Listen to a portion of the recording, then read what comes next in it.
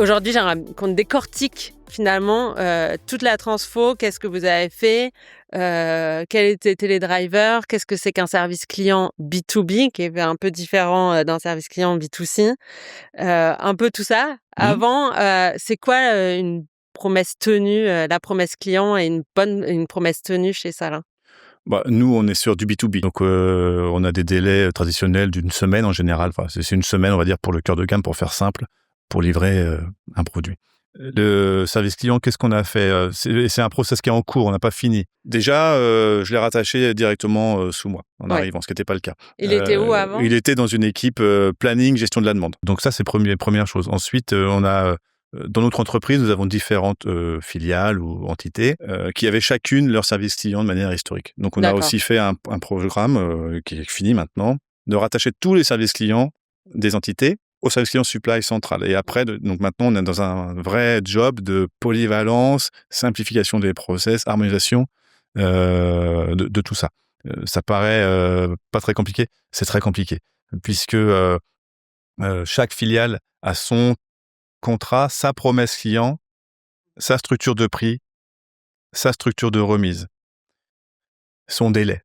Et tout ça, on essaie de l'harmoniser dans un service client central et travailler polyvalence. Pourquoi on fait ça? Parce qu'on utilise le même ERP partout, pour tout le monde, ce qui est un vrai atout. Mais on voit bien qu'on perd énormément d'énergie à avoir différentes façons de faire. Donc ça c'est un deuxième, et je dirais, axe qu'on a travaillé, c'est la centralisation et la polyvalence.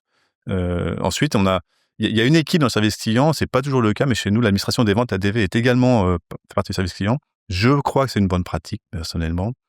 Déjà, d'avoir le service client supply chain, pour moi, je pense que c'est la chose à faire. Si c'est au service commercial, pour moi, c'est pas la meilleure organisation. Mais également, l'administration des ventes, pourquoi? Parce que l'administration des ventes va saisir les contrats négociés par les équipes commerciales dans le système. Et donc, vraiment, eux, c'est fondamental ce qu'ils saisissent, parce que derrière, tout en découle dans l'exploitation. Donc, on peut, avec nos approches un peu process en supply, de la rigueur, organiser les choses pour que après on peut automatiser. Et maintenant, on a plein d'outils digitaux, des robots, des RPA qui permettent, par exemple, de faire de la saisie de tarifs en upload de fichiers. Et donc, on passe d'un mode où chaque commercial a son fichier à on a une trame et le RP upload tout seul tous les matins et ça marche franchement bien 8 fois sur 10, quoi. Et donc, vous économisez beaucoup de temps et il y a beaucoup moins d'erreurs. Donc ça, c'est un vrai atout. Voilà, il y a une difficulté après, c'est que ça remet quand même en cause certaines pratiques et il y a un vrai projet de gestion du changement à mener en même temps. C'est pas uniquement du process, c'est beaucoup d'accompagnement des personnes qui souvent, c'est là aussi depuis plusieurs années, hein. Ouais. Donc il faut expliquer pourquoi on fait ça. On parle de combien de personnes l'ordre de Là, on l'a fait grandeur pour dans la le service France. client? Il y a une trentaine de personnes pour la Ouais, France, OK. entre 25 et 30. Mmh. Voilà, nous, on a fait le choix d'avoir le service client basé en France, hein, quand nos clients appellent, c'est en France. Et ça aussi, je pense que c'est quand on peut le faire, c'est bien. Oui, ouais, au plus proche des clients.